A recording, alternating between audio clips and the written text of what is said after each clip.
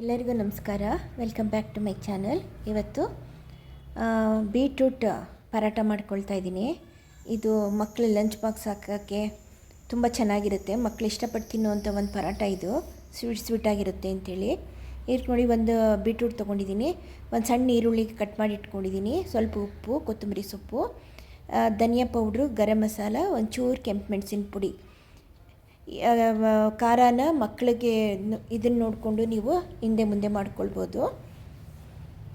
First beetroot ತುರ್ಕೊಂಡು ಅದನ್ನು ಇವಾಗ ಸ್ವಲ್ಪ ಬಿಸಿ ಮಾಡ್ಕೊಳ್ತಾ ಇದ್ದೀನಿ, ಒಂಚೂರು ತುಪ್ಪ ಹಾಕ್ಬಿಟ್ಟು. ಇದೊಂದು ಸ್ವಲ್ಪ ಒಂದೆರಡು ನಿಮಿಷ ಹುರ್ಕೊಂಡ್ಮೇಲೆ ತಣ್ಣಗಾದ್ಮೇಲೆ ಇದನ್ನು ಮಿಕ್ಸರ್ಗೆ ಹಾಕೋಣ. ಮಿಕ್ಸರ್ಗೆ ಹಾಕಿ ಪೇಸ್ಟ್ ಮಾಡ್ಕೊಳ್ಳೋದು. ಇದನ್ನು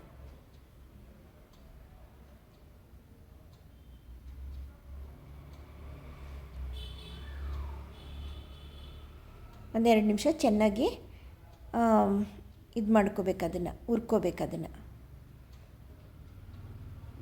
ಆಯ್ತಿದು. ಈ ಸ್ವಲ್ಪ ತಣ್ಣಗಾದ್ಮೇಲೆ ಮಿಕ್ಸರ್ಗೆ ಹಾಕ್ಬಿಟ್ಟು ಪೇಸ್ಟ್ ಮಾಡ್ಕೊಳ್ಳೋಣ. ನೋಡಿ, ಪೇಸ್ಟ್ ಮಾಡ್ಕೊಂಡು ಬಂದಿದ್ದೀನಿ. ಅದಕ್ಕೆ ಗೋಧಿ ಹಿಟ್ಟು, ಉಳಿದಿದ್ದೆಲ್ಲ ಸಾಮಾನು, ಈರುಳ್ಳಿ, ಕೊತ್ತಂಬರಿ ಸೊಪ್ಪು, ಧನಿಯಾ ಪೌಡ್ರು, ಗರಂ ಮಸಾಲ, ಕೆಂಪು ಮೆಣಸಿನ ಪುಡಿ, ಉಪ್ಪು ಎಲ್ಲ ಹಾಕಿಬಿಟ್ಟು ಚೆನ್ನಾಗಿ ಈಗ ಮಿದ್ಕೊಂಡು ಅದನ್ನು ಒಂದು 10 ನಿಮಿಷ ಹಾಗೆ ಬಿಡ್ತೀನಿ. ನೋಡಿ, ಎರಡೇ ಚಪಾತಿ ಮಾಡ್ಕೊಳ್ತಾ ಇರೋದು, ಪರಾಟ ಮಾಡ್ಕೊಳ್ತಾ ಇರೋದು. First fold ಮಾಡ್ಕೊಂಬಿಡೋಣ.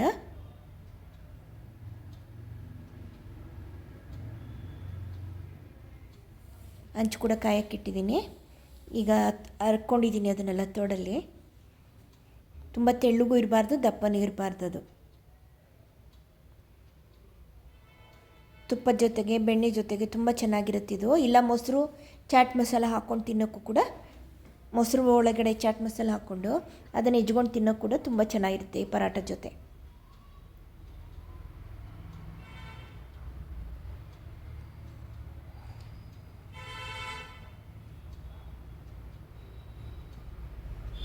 ಮಾಮೂಲಿ ಚಪಾತಿ ಬೇಯಿಸ್ದಂಗೆ ಬೇಯಿಸ್ಕೊಳ್ಳೋದು ಇದನ್ನು.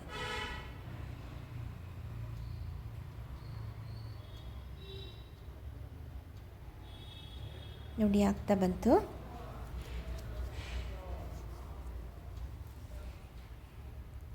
ತುಂಬ ಟೇಸ್ಟಿಯಾಗಿರುತ್ತೆ, ಸಿಹಿಯಾಗಿ. ಒಂಥರ ಏನಿದಕ್ಕೆ ನೆಂಚ್ಕೊಳ್ಳೋಕ್ಕೇನು ಬೇಕೇ ಇಲ್ಲ. ಇದಕ್ಕೆ ಹಾಗೆ ಹಿಡ್ಕೊಂಡು ತಿನ್ನೋಕ್ಕೂ ತುಂಬ ಚೆನ್ನಾಗಿರುತ್ತೆ ಇದು. ನೋಡಿ, ಆಯಿತು. 2 ಪರಾಟ ರೆಡಿ ಆಯಿತು. ತುಂಬ ಈಸಿಯಾಗಿ ಮಾಡ್ಕೊಳ್ಳೋಂಥ ಒಂದು ಪರಾಟ ಇದು. ಟೇಸ್ಟಿಯಾಗೂ ಕೂಡ ಇರುತ್ತೆ.